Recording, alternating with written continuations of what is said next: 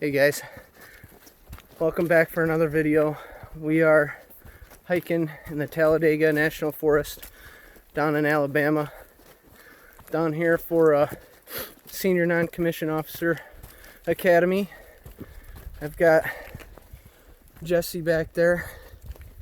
Came out with me, one of the only guys I could convince to go buy some stuff or rent and get out in the woods tonight. We got a little break in class, so we're gonna do one night in the woods on the Cave Creek Trail. Trail's pretty good conditions. It's wet, a little foggy, but we're hoping that'll subside so we can get some good views. It's a well-beaten path. Yeah, this is nice.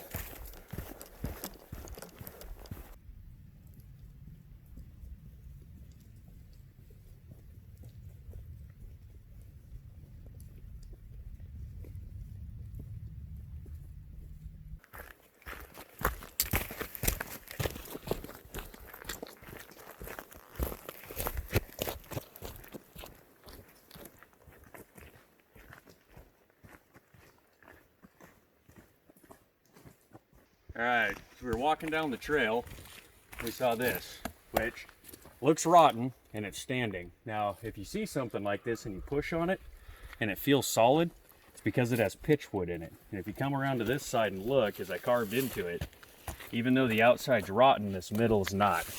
The reason that middle's not rotten is when the tree died, all the sap from the tree drained down into this stump. The rest of the tree rotted off around it, leaving us just with sap infused wood, which is that pitchwood. If you take a piece of it and smell it, you can smell the pitch on it. And the good thing about this pitchwood is even if it's wet out like it is out here, everything's soaked, that pitchwood will still light up and it'll get your fire going, so it can be used as a tinder in these types of conditions. What I like to do with the pitchwood is I like to take a piece, something about like this, maybe even longer, but I'm looking for that straight grain. And what I'll do is I'll carve it into really small pieces. The trick to doing this is your elbow stays locked out, and it's kind of a safety thing as well. But then when I have them in these small pieces, then I can light them with my lighter or some sort of a striker, or pretty much anything that you have. And we'll see if the wind here will let us get this lit up. But you see that, it just takes off on you. Now, compare and contrast, take a look at these leaves that are sitting here. You know, they're sitting on the ground, and just the amount of moisture that's in them, it won't let it light, but that pitchwood, it'll get your fire going for you in these types of conditions. So if you see something like that, looks like a rotten stump sticking out of the ground, give it a push. If it ends up being solid, then hack into it and see if you can find that pitchwood. Put some of that in your pack on the trail, and when you get to the spot that you need a fire, you at least have something that'll help get that going.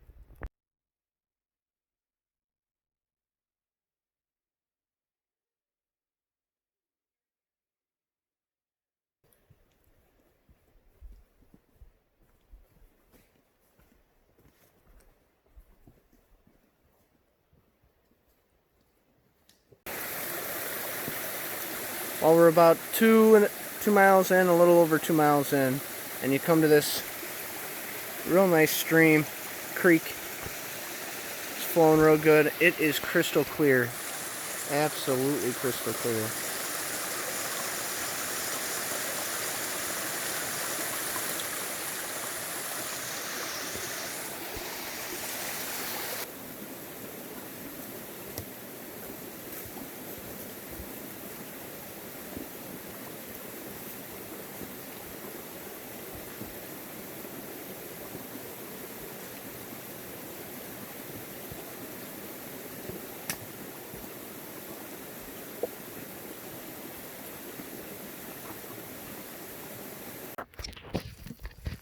Alright, once you get up this ridge, there's a little cutoff point here.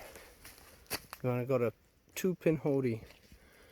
That's going to take us to our campsite, about a mile away, I think. a little over. Or was it under 2 miles? Just under 2. Just under 2 miles. And then this, you can keep going, but that'll take you on a whole different path. So if you go this route, make sure when you get here to take Pinhoti another 2 miles down this way. Right after that turn, came to this boulder field. It's very, very pretty, but that's gonna stink to cross. So it is a little tough. We'll see what happens. Hike's going well. Definitely more rocks than I was anticipating. More difficult trail than you would think. So keep that in mind if you do this trail.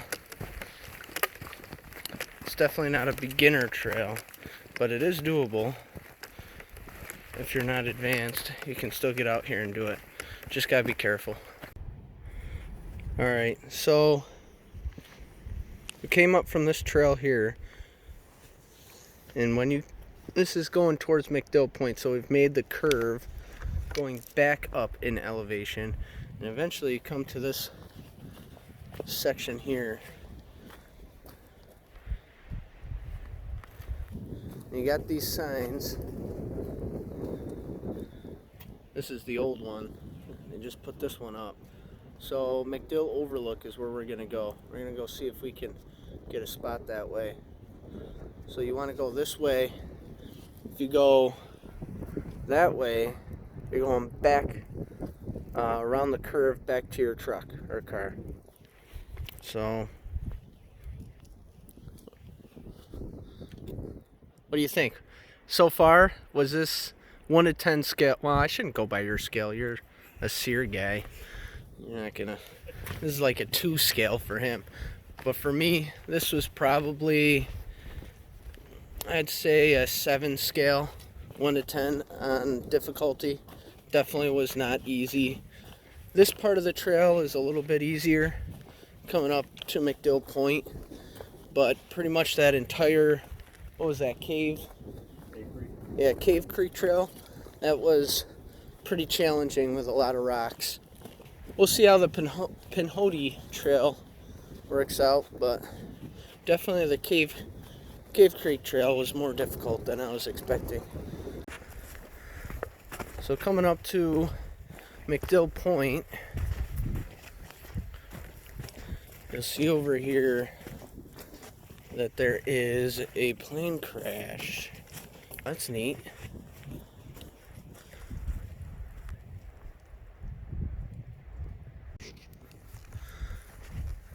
So this is McDill Point inside the tree line, and there are tons of camping spots. It opens right up.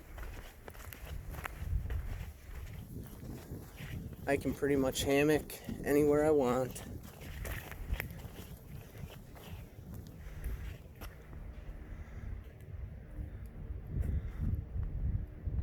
And there's a lot of good flat ground. Right up here is a good spot for you, I think. For your tent, that'd be a good spot. Let's go out to McDill Point. Made it to McDill Point. And right at the top of this McDill Point, we got cell service for the past, I don't know, good 30-45 seconds. I've just been hearing ba-ding, ba-ding from Jesse's phone as all of our classmates started messaging us, or just messaging the group.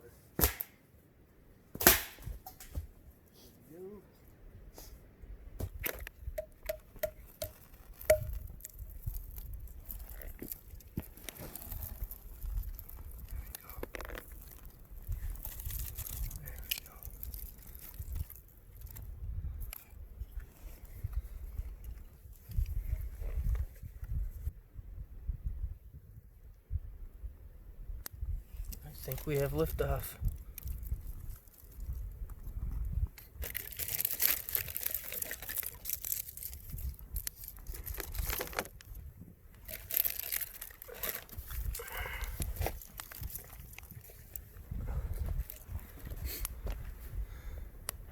Liftoff.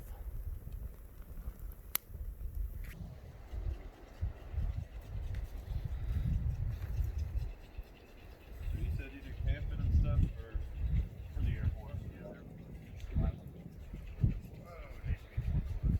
Yeah. So it's the UFO, the Universal Fire Oven. You can cook it over, propane, butane, stick on the coals, immerse it in the fire, whatever. So when you pop this top off, man, it's already piping hot. I've had it sitting there for about a minute, but I keep the pan suspended off the bottom so that way it doesn't burn the actual interior, so it's evenly. And then just pop it on, and I got these high-tech fasteners. Ooh, classic. Wow, that's fancy. Just so keep them together, so we'll get it nice and hot, and I'll pour the cornbread mix in, and then we'll have some fresh cornbread in about 7 to 10 minutes. Nice. Where And would one get a UFO? What's that? Where would one get a UFO like that? I don't have a. It's not for sale at all. I never really manufactured it for sale, just out of necessity, because I want to have a way to cook like fresh cornbread and fresh cake and stuff like that out on the trail, and it only weighs about a pound with the packaging and everything. So that's sweet. just So two. it's a layer cake. You can get 2 of these little cake pans at Walmart for a couple bucks, and then that interior is a stainless steel bowl.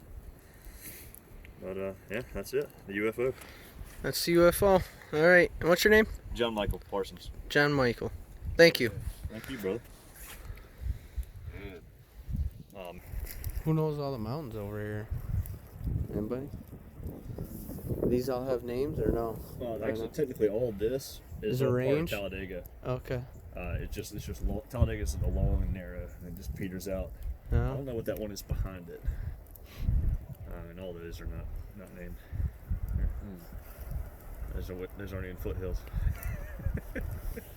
Sounds like opportunity. Call that one Scotty Mountain right there. Yeah.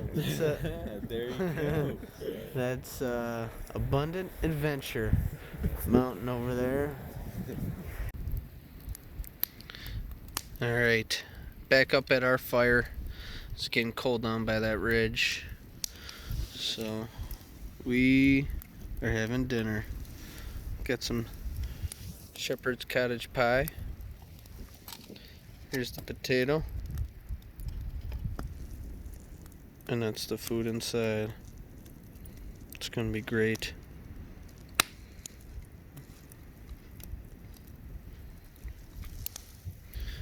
Jesse's got albacore, chunk light, chunk light star kiss, and then where's that thing?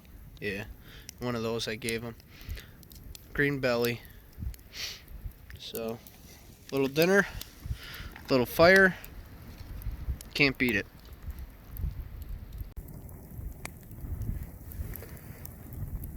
All right, we had our dinner. We are now just sitting by the fire, talking, having a good night. That's how you do a real fire, folks. That thing's hot. It's about 25 degrees out. The wind's finally died down. Probably gonna have a good night here. And this fire is keeping us toasty warm. So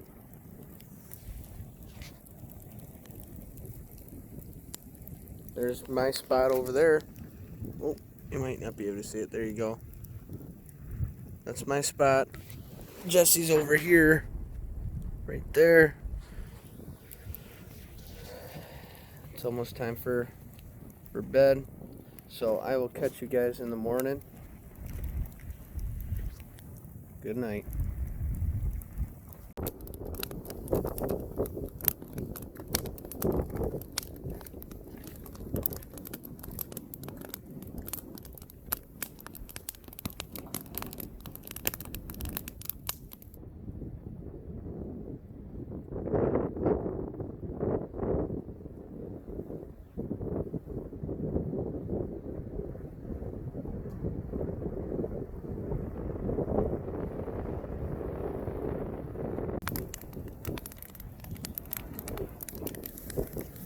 Well, good morning.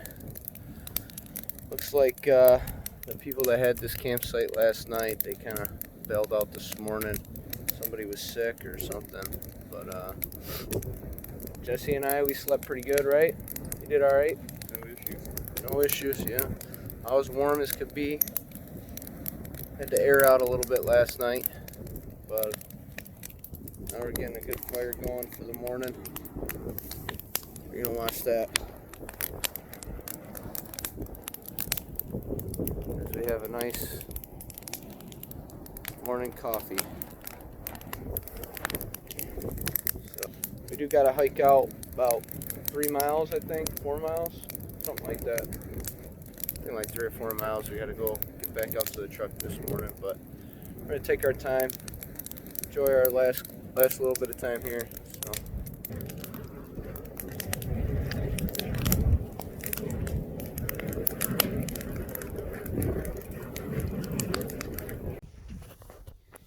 Well, we're starting to pack up here.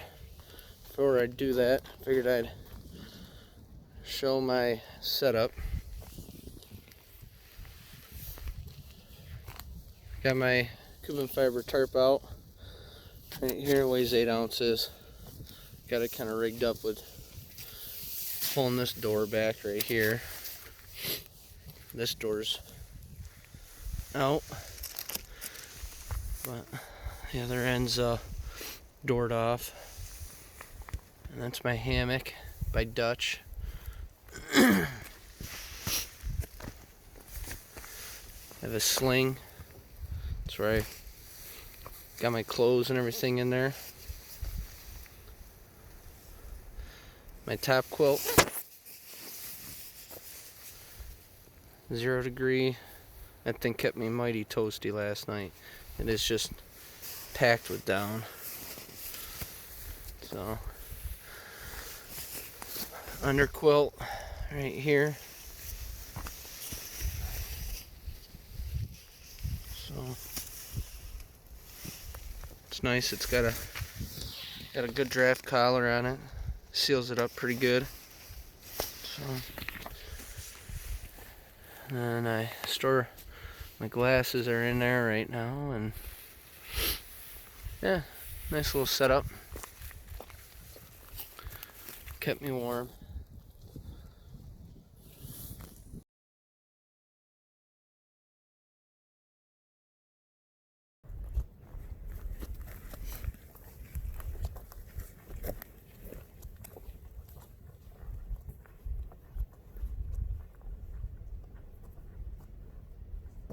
Alright, we're on our way back out now.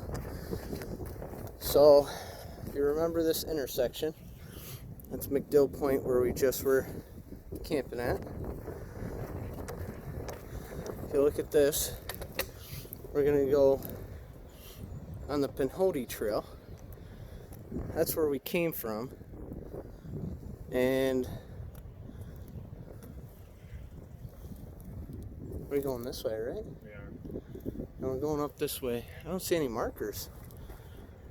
Yeah. But anyway, that's the way we're going. But I don't see markers. So we'll see how it goes. I'll fill you in. Alright, so we came to this intersection here. Just want to point this out. That's the Pinhoti Trail going south. So going towards where we were camping backwards. And it's marked by a blue blaze there. If you follow this road where it tees, it will get you to the same spot. So you will meet up with that trail, but technically this is the trail, so you'll want to follow this up right up through here, and that's how you get back to McDill Point.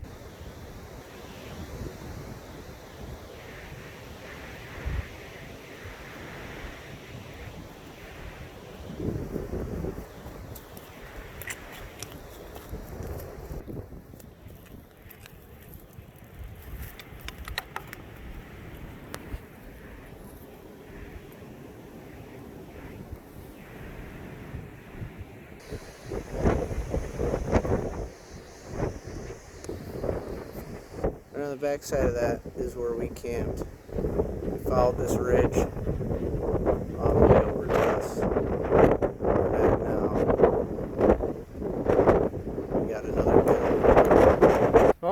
made it. Walking back to the car now. Sun was out today, so we got some good views. That last, the Pinhoti Trail is much more enjoyable. Still a little bit of tricky parts there, especially for the navigating. So if you guys want to get out here, you want to do the same hike, find yourself here. There's your latitude and longitudes. So come on up, get a hike in, enjoy yourself. Get out there, guys.